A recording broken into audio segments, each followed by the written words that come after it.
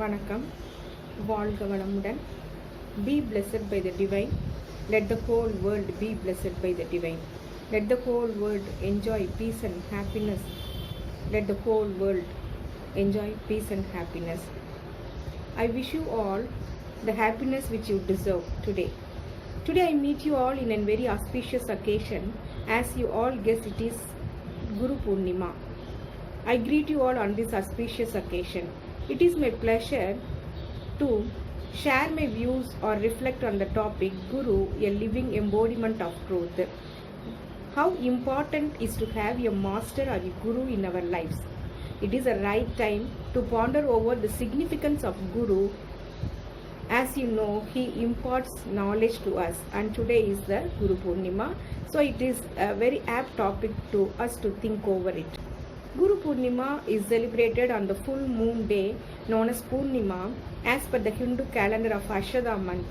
It is an act of honoring our Guru, or one pays obeisance to the Guru or teacher on this day, thanking for all the knowledge and life lessons taught to us. On this day, students thank their teachers for nurturing values, morals, instilling the sense of right and wrong, besides imparting education. In this auspicious occasion of Guru Purnima, a full moon day, it is celebrated on July 5th, Sunday this year. It is a day dedicated to paying tribute to our Guru as a revered spiritual entity.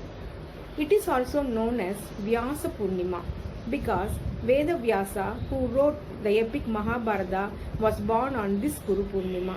Therefore, it is his birth anniversary too. Let us see why this day is celebrated all over India and why it is such a significant, why it is celebrated by other religious peoples also. The day is celebrated with utmost fervor by the Buddhists, as it is believed that Gautama Buddha, after denouncing the worldly attachments and being enlightened, served his first sermon at Sarnath on this day. Also, it is said that on this day, Lord Shiva became the Adi Guru, the first Guru, and imparted knowledge to the Sapta Rishis. Guru Purnima is of great significance for Jains too. On this day, the 24th Tirthankara Mahavira made Gautama Swami his first disciple. Thus, he became a Guru, and hence they celebrate it as Guru Purnima. Guru Purnima is the day to pay tribute to the selfless contribution of the Guru. Interestingly, the Sanskrit word Guru itself means Gu means ignorance and Ru means the remover of the ignorance. So in India, the Guru Sishya bond is seen as a pure connection which helps the students to achieve greater heights. Mata, Pita, Guru, Deva. The Sanskrit verse goes like this. It clearly positions the role of a teacher before that of the God. In India, the teacher is referred as a Guru because he sows the seeds of knowledge and eliminate darkness. The Guru-disciple relationship is the highest expression of all friendship, for it is based on the unconditional divine love and wisdom. It is the loftiest and most sacred of all relationships. Christ and his disciple are perfect example for this. In ancient India, parents entrusted the responsibility of their children to the Guru because they knew only teacher can mold the children holistically. The Guru Sishya Parampara, which was wonderfully woven in the social fabric, witnessed a beautiful bond between the teacher and the student. Moreover, the importance of a Guru has also been clearly established in the great Indian epics Ramayana and Mahabharata. The bond shared between Vishwamitra, Lord Rama, Arjuna and Dronacharya, and Guru Sishya Parampara is a classical example for all this. But unfortunately, current generation in modern India are totally unaware of all these wonderful relationships. I hope at least through these occasions, youngsters can realize the true meaning of the Guru.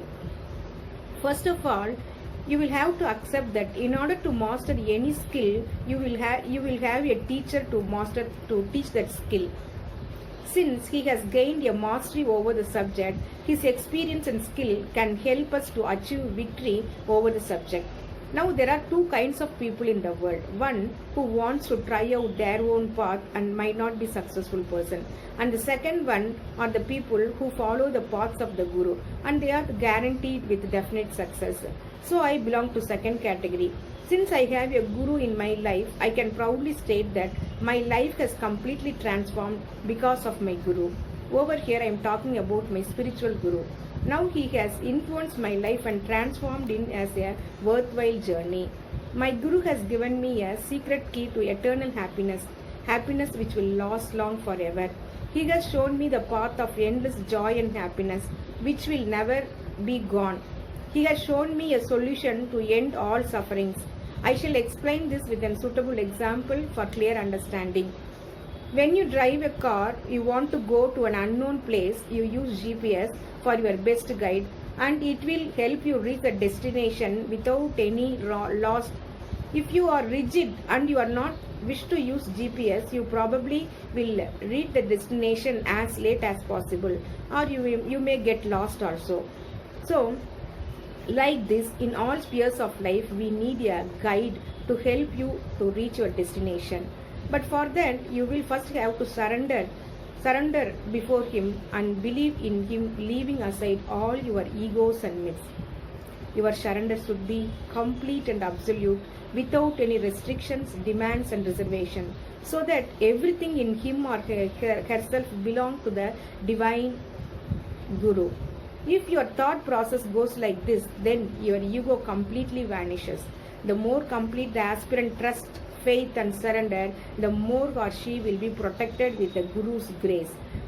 This may carry the sadhaka from all his dangers of life. Guru's grace can turn difficulties to opportunities, obstacles to dangers, obstacles. Guru's grace can give you strength to overcome your weakness. Once again, I'm going to the example of car. When you drive your car, you believe that GPS will take you to the right direction. So when you can believe that a machine that is programmed can help you to reach your direction, then why not believe the Guru, who is a realized soul? So Guru has already walked on that path on spirituality, so he knows the secret to reach that path, and he also knows the mistakes to avoid on that path. So he gives us a secret code to reach our goal. Now your role is to trust himself.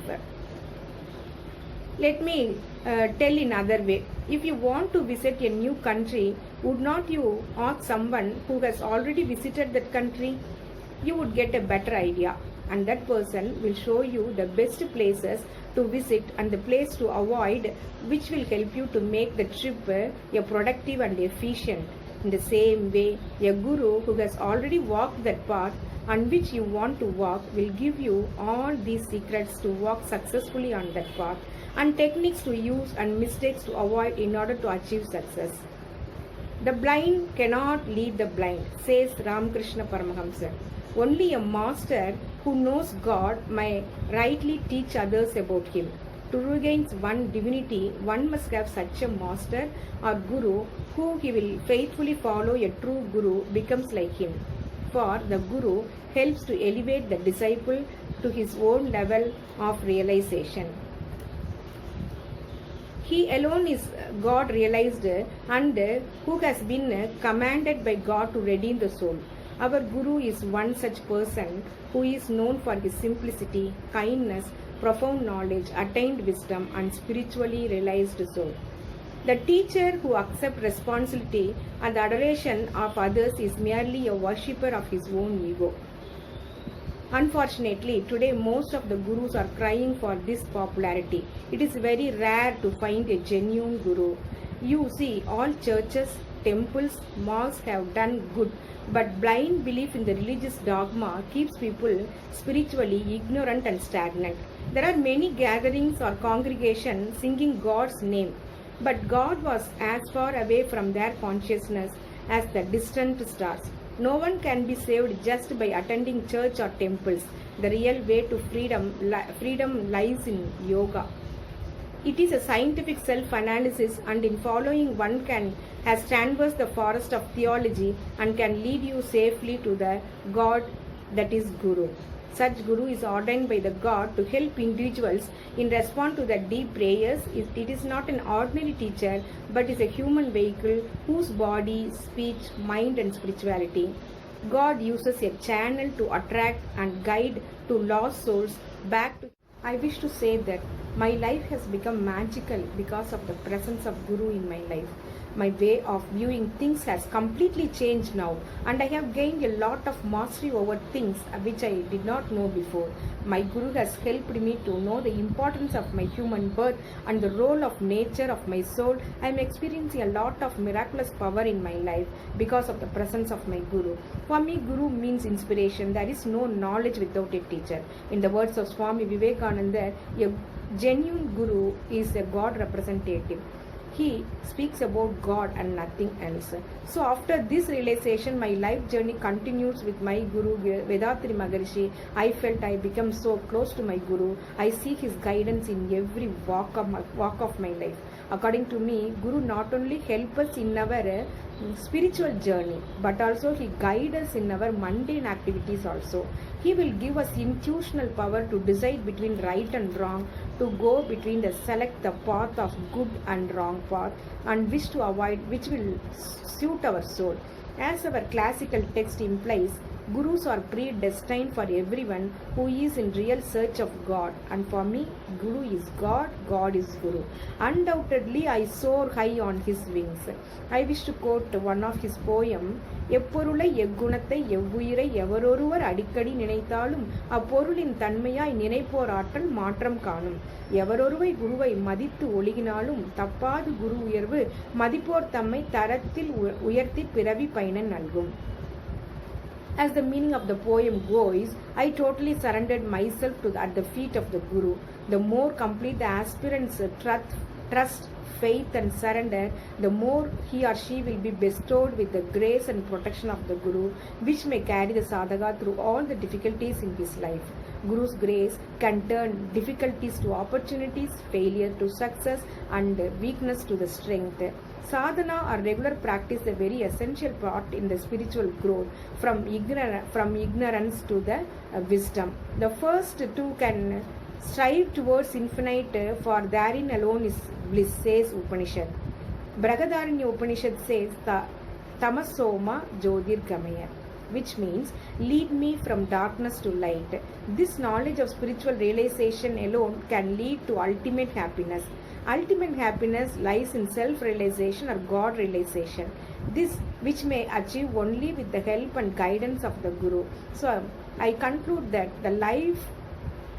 with a positive message that life without a Guru is like sailing in the boat without a rudder.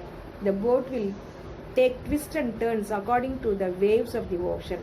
So our life is also will be going here and there with a lot of challenges in life. Only Guru's guidance will reach us to the shore. According to me, we should follow the footsteps of the Guru. We should hold his hand tightly for our spiritual growth. We should elevate ourselves, not only ourselves, but others also spiritually with the guidance of the Guru. So I am so fortunate to have such a Guru with wonderful philosophy to bring peace, harmony, happiness to self. From there it radiates to society. So I am fortunate to have a Guru. So in this auspicious occasion, I devote myself I surrender myself at the feet of the Guru. For those who are not having Guru can go in search of the Guru which will suits their soul. So I finish the positive note with Guru Brahma, Guru Vishnu, Guru Devo Maheshwaraga, Guru Sakshat Parabrahma, Tasmai Sri Guruve Namaga.